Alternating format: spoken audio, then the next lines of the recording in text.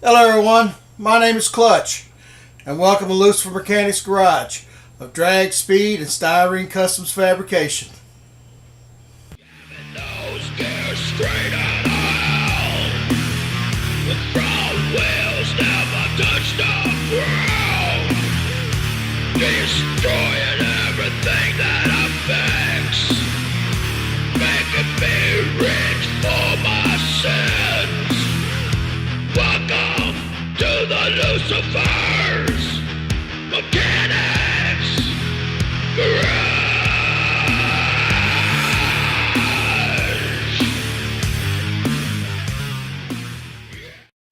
How's it going everyone? Welcome back to another edition of Lucifer Mechanics Garage. Today I'd like to share a build with you that I've been working on for a good friend of mine who just recently passed away, named Ron Pops Royston. Ron was a resident of Royston, Georgia, just north of Atlanta, Georgia. He was part of the Acme Model Car Club down there in Atlanta.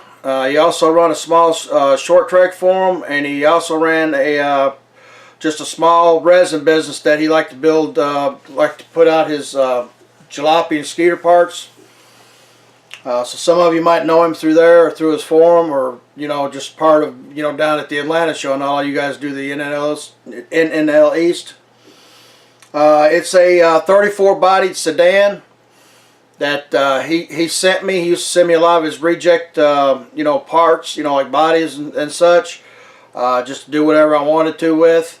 And so when he passed away and I started this project, I pulled it out and put it up on the chassis, and just everything just looked good. It was narrow enough because it was a skeeter body. So basically all I did was just chop the top, drop it down, cut the doors out, and it fit right up in there. So let's get to it and check it out and see what I got to do and see what see what's done. Okay. All right, everyone. Here she is. It's the 34 Ford sedan skeeter body that I'm using for the Slingshot Dragster. The chassis is basically the whole kit from the Revell Tony Nancy 22 Junior kit, where it comes with dual dragsters. With one of them's got the Buick nailhead, and of course this one's the 440 Mopar one. The body Pop sent me a long time ago before he passed. The mold in it was getting really bad, so it started getting real thin there toward the rear C-pillar, like right in here. And so basically what I did was I just sanded it out and got it really thin, and then I broke it apart because I already had an idea of how I wanted it to look. I broke it apart and then started chipping away some of the sheet metal, and just started carving away at it, making it look like it's been sitting weathered in the Georgia, Georgia weather, how it is, for about 20 years, and they basically pulled it back out of the field to throw on this dragster chassis. So some of the stuff I'm going to do to the body before I take it off. The body's just sitting on there right now. The main thing I got to do, more than anything, is I got to still do the brackets that come off the chassis to the body. And they're going to come out the sides of the top bar and mount like right in here somewhere. And then I got to mount it in the front, but it's going to mount off of a firewall that I'm putting in there. And then I'm going to put some brackets in between this bottom lip and the frame, so that way it ain't flopping around when it goes down the track. But I'm going to put the transparent yellow styrene sheet in here, and in the side door for windows. And I got to make brackets to go around here, and then brackets to go around here. Then I'm going to make a bracket go across here. It's going to fit the radius of the tire. That is going to have I'm going to have, so that way I have something to rivet to the plexiglass window. And then the front's going to have a clear styrene sheet in it. With the same thing, I'm going to build a bracket around there, and so that way it I can pop rivet it in there. I lowered the roof on this 1/8 of an inch all the way around, and I'm going to, like when I put the welds up right here in this crack, I'm going to put welds around here the C pillar, the B pillar, and the A pillar, and basically going to sand it down, make it look like somebody took a grinder, just grinded it out, just so they can weld it to drop it. You know, the drop needed to happen because it just kind of streamlined the whole thing. Made it look like really nice, you know. Okay, but yeah, you basically get the idea of what it's going to look like. Let me, before we get too much into this and spend too much time here, let me just go real quick, tell you what I did to the to this kit. This was a fun kit to put together, really nice. I didn't have no problems with it really. You know, just had some problems with the frame putting it together, but it was mainly my fault. I should have jigged it up a little better, and you know, had some twist problems, but I got it straightened out. So basically what I did was, I'll start with the engine here, is the engine is basically stock.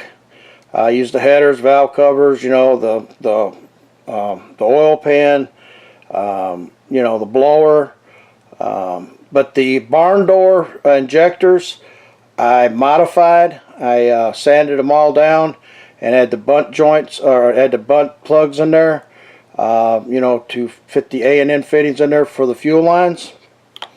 I don't know if you can see them in there pretty good, but I got them basically the way the barn door looks.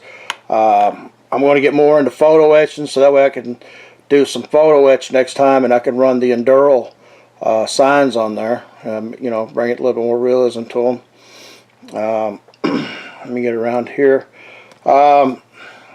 This idler belt, this idler pulley, the bracket that holds the tensioner, I scratch built it out of styrene and aluminum, and run a R&B motion bolt through there and got it all nice and tight.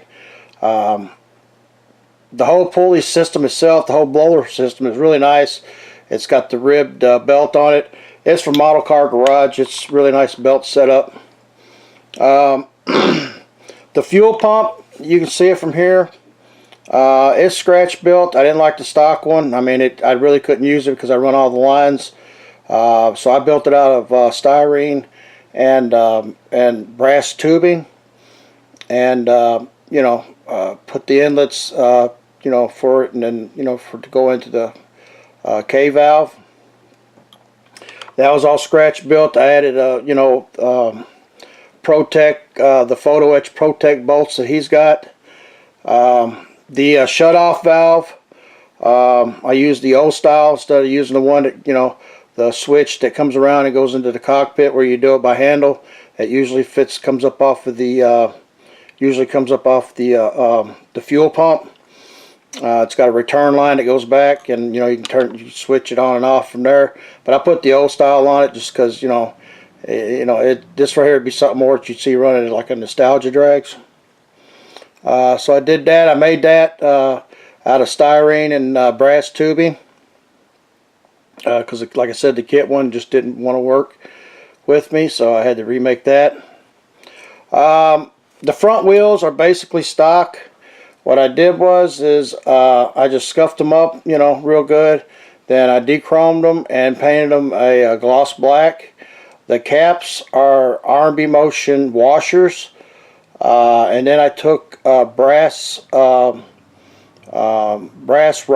and, you know, shaped it up real nice, chamfered it, and then polished it out real nice, cut it, and made a cap. They usually run the nuts and bolts. I mean, the nut where you can see them, and then some of them had caps like that. So I thought that added a nice little touch to it. And then it's got the R&B Motion air valve in there, right there. I think you can see it. Those are real nice. The front axle is basically stock. It came with the wishbone. It came with the wishbone radius arms, but I didn't really like the way it looked. You know, it was plastic, and just so I was going to make a set of radius wishbone radiuses out of the 3/32 brass tubing, but then, you know, I was like, man, it's just too much time. I don't want, you know. So I basically just run a single radius arm. So I made them out of copper. I mean, out of brass tubing, 3/32, and then they've got the R&B Motion heim joints on both ends with the R&B Motion hardware. The front steering linkage up underneath here was brass tubing, painted black with R&B Motion heim joints and hardware also from them. I cut the spindles from the axle and made them to where it's turnable. You can turn the front. So did that. That was a nice little touch. The front fuel tank, I don't know if you noticed that or not, but it's a 223 bullet. And I was shooting with a friend one day and looked down at the shells, and I just got to thinking I always like to add like a little factor like that into the build. So I do. And I brought them home, cut them down, and soldered them together at the scale. And I just thought, well, it looks cool, So I went ahead and went with it. I made the brackets that hold the gas, the tank, the fuel tank, and then I made the springs that go around that holds it in there. It's got the R&B Motion acorn nuts holding it down in there. I used a aluminum cap, fuel cap, chamfered it up and then polished it real good. Then I used for a full fuel pressure, to make sure we don't build pressure up in there. I used a wire come out of there with a Detail Masters A&N fitting in there, holding that in there real nice. The A&M fittings I'm using on there now is R&B Motion. They're really, really nice A&N fittings. I mean, they're just, you ain't got to put them together. They're already drilled out. And the lines that I use that are on there now are Protect line, and Protect line works perfect with the R&B Motion fittings. I mean, because it's got the wire inside, it's nice and full, and they don't collapse on you. But the K valve on top here, I scratch built. I'll give you a better shot when I do the top one. I scratch built all that out of styrene and tubing, brass tubing, 3/32. Let me go around here and see what else I did. I did the pitman arm that basically comes off the little steering box that they've got in there. What's cool, I also love on this build, and I'll probably share more of it when I do the top view. But as a steering wheel, it was all scratch built. I used toothpicks and stuff like that on there. It was pretty interesting. It was fun to do. You see the electronics in there. I'll explain a little bit more about them when I show you the top view. You see around here, you can see a nice shot of the Detail Master seat belts that I use. Used R&B Motion hardware to bolt them in there. That was real nice. Instead of just drilled some holes out and just run them through there and just put a little dab of glue, and it's better than sitting there holding them and getting slime everywhere, so having it craze on the paint. So that was real nice. I drilled the holes out in the seat and took a small flat file and made it to where the straps could come through. If I had to do over though, I would have done it like they had in the old style. Now, I've never really truly seen the inside of Tony Nancy's cars, maybe a few shots, but I wished I'd have cut this seat down and brought it down to the top frame here. That's the way mainly you see a lot of these old dragsters like that, where the seat is a little bit lower. But anyway, I can do that in the future. I added I cut wire, the coating on wire, and used them as a pad, and then took regular scale black tape and used it to wrap it with. I'll illustrate more when I do a top view of this, but you can see where I scratch built the the throttle control and and the cable and everything that runs back to a scratch built bracket that I put up here to attach to, which goes to another bracket that is hooked to the linkage to this that goes to the foot pedal. We'll get more into that when I do a top view. And that's basically it. I mean, for this level. Alright everyone, I just wanted to give you a quick view on top here, just show you what's going on just for a little bit. As you can see, the steering wheel, I said I scratch built out of aluminum. What I did was I took toothpicks and I split them in half and sanded them down. Then I got them wet and bent them around like a round tube kinda, to give them somewhat of a radius. Then once they dried and everything, I cut them where they needed to be and drilled holes through them and basically attached them to the piece of aluminum steering wheel that I made. And I don't know if you can see them, but they've got the up in here I got like brass, like right in there I got brass rivets that I got from Scale Hardware before they shut down. I looked up and got a couple hundred before they closed his doors, or they say he did. I don't know if he did or not, but he was a big factor in this hobby, so I hope he didn't. But anyway, now you can see more of the detail on the ignition, where I made the box and the capacitor and the ground that comes around here. That's mounts to the back motor plate, straight to the drive. As you can see, like right around here is where I made this bracket that mounts to the for the throttle, that mounts to the foot pedal, and it's got a piece of rubber twine that I get at Walmart. You can buy tons of line and stuff like that they use for jewelry and such. So that came in real handy. I wired the brakes up. Made the switch out of styrene and a piece of just small brass, and just coated the end with epoxy and painted it yellow, so it's got that, you see some of them's got the yellow sparklies on them. Like I said, the seat belts are just Detail Master. Folded them all up, got them real nice and put them together, and then I put the red tabs in there for the pull straps. I got everything mounted down there with the bolts, and but that's basically it. Let me pull her back here a little bit so you can see more on top of the K valve. Spin it around here.